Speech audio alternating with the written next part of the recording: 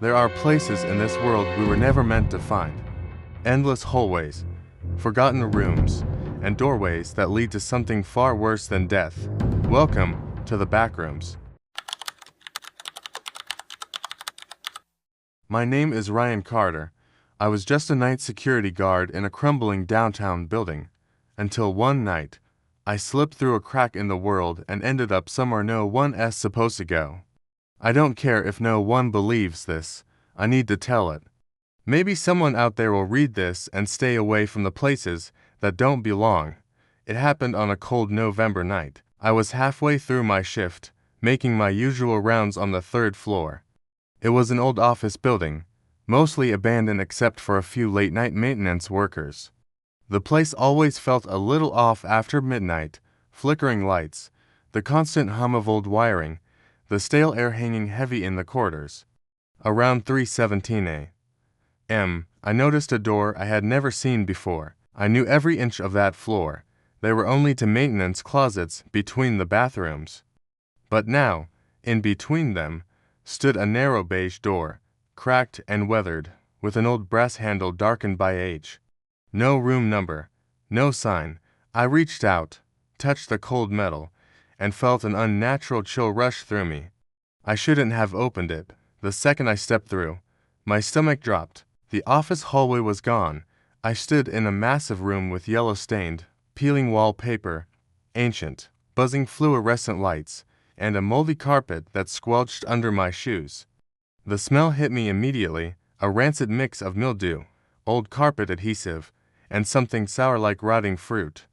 The room extended endlessly in every direction. No windows, no doors, no landmarks. I spun around. The door I came through had vanished. I was alone. I called out, but my voice was absorbed by the heavy, stale air. A cold sweat broke over me. I had my phone, but it showed no signal, no Wi-Fi, no time, not even a battery icon. I started walking, thinking maybe I'd hallucinated the door, or maybe it was a prank. But the deeper I went, the more the sense of wrongness tightened around me like a vice. The lights hummed, constantly, relentlessly. After a while, the sound started to distort, like words spoken too softly to understand. Whispers that made my skin crawl. I left marks on the walls with a pen. After 20 minutes of walking, I passed the same mark twice. It didn't make sense. That's when I knew this place wasn't a room, it was a trap. The first time I saw it, I thought my mind was breaking. A tall, thin, humanoid figure, its skin gray and stretched tight over impossibly long limbs. Its head tilted at an unnatural angle, mouth hanging open like a dislocated jaw. It just stood there, watching. I backed away slowly, keeping my eyes on it. But when the lights above flickered for just a moment, it was gone. After that, I heard it everywhere, footsteps, scraping along the walls. Breathing in the dark, I ran for what felt like hours. I stumbled into other places, rooms filled with hundreds of rusted filing cabinets, an office with dozens of old, rotary telephones ringing in unison, a wide, empty cafeteria with flickering exit signs that always led back to the yellow maze. At one point, I found a crumbling map taped to the wall. Level 0, you are here. Level 1, industrial sector. Level 2, the dark zone. Level 3, machine rooms. Level 7, the drowned halls. Underneath someone had scrawled in marker, "Don't go to 7. I didn't want to go to any of them. Somewhere near what felt like a maintenance tunnel, I ran into someone else. A skinny, haggard man in torn clothes, with wide, sunken eyes. He looked like he hadn't seen daylight in months. His name was Caleb. He told me he'd been there for weeks, maybe longer. Time was weird here. Some days feel like hours, he said. Some minutes feel like years. He explained the levels, how some were worse than others, how creatures roam these halls, how sometimes the rooms changed behind you. He spoke of level 7, where the air turned to water and drowned everything.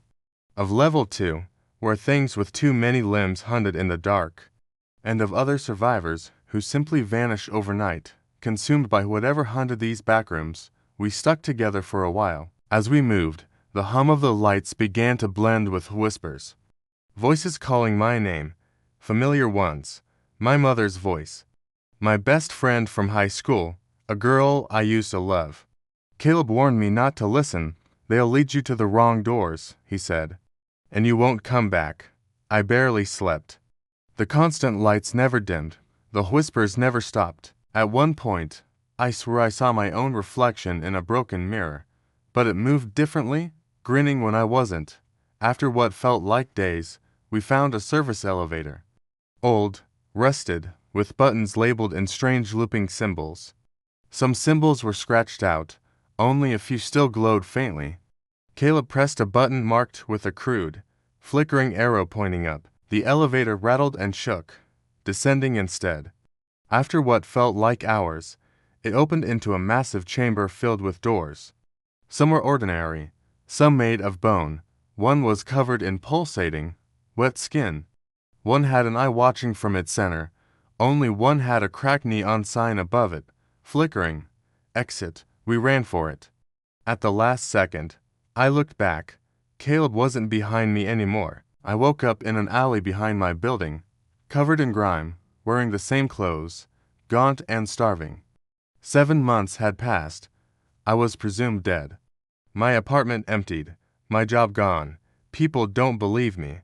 But sometimes, in the dead of night, when the streetlights flicker, and the air gets thick and heavy, I hear that humming again, and I know it's still there, waiting.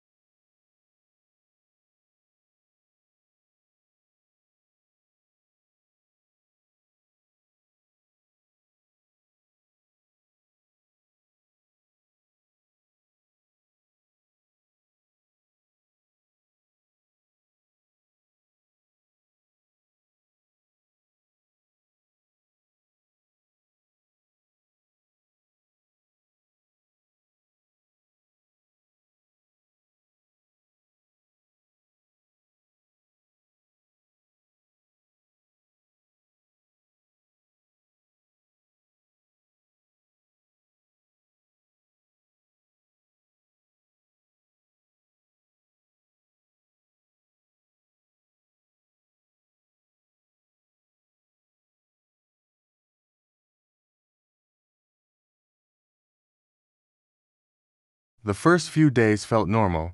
I went to work, answered texts, ate breakfast while watching the news.